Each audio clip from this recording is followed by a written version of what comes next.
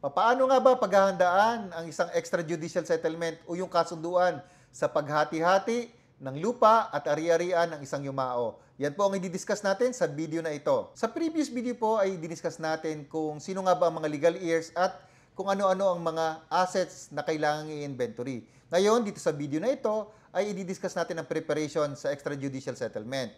Una po is kailangan mag-draft kayo ng agreement. Para makapag-draft kayo ng agreement for your extrajudicial settlement, is una dapat po magpatawag kayo ng meeting. At dapat po lahat ng na-identify nyo na legal heirs ay ma-inform at dumating para sa meeting na ito. Ito po yung mga dapat nyong pag-usapan during the meeting. Una, paano nyo hahatiin ang lupa at mga ari-arian na naiwan? Pangalawa, magkano nga ba ang expenses at paano po kayo magkukontribute sa mga gastusin? At pangatlo is, meron ba kayong ibang mga concerns and considerations na gustong ilagay sa extrajudicial settlement? Meron bang gustong mag-waive ng karapatan? Meron bang gustong magbigay ng mas malaking portion?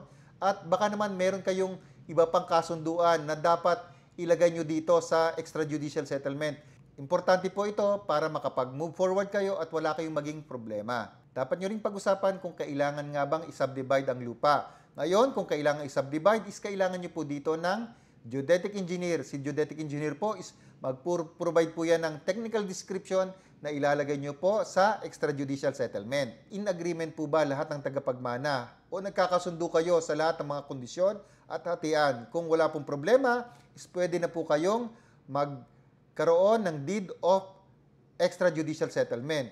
Ngayon, kung kailangan nyo pong hatiin ang property, kailangan nyo din pong magkaroon ng partition agreement. At para maging valid po ang extrajudicial settlement na ito, dapat po itong signed by all heirs o yung lahat ng tagapagmana dapat pong nakapirma dito. Dapat din po ito ay notarized. Ngayon, in case po of minor disagreement, ay mainam po kung hihingi po kayo ng advice mula sa professionals tulad po ng lawyer o mga real estate professionals dahil meron naman pong guidelines tungkol sa paghahati ng mga ari-arian ng isang yumao. Ang mga lawyers din po and real estate professionals ay pwede nyo rin maging mediator o tagapamagitan sa hatian ng properties para po maramdaman din naman ng bawat tagapagmana na nagiging patas po ang proseso ng hatian. Ngayon, in case of irreconcilable disagreement o yung matinding hindi pagkasundo-sundo, ay kailangan nyo pong dumaan sa isang judicial settlement.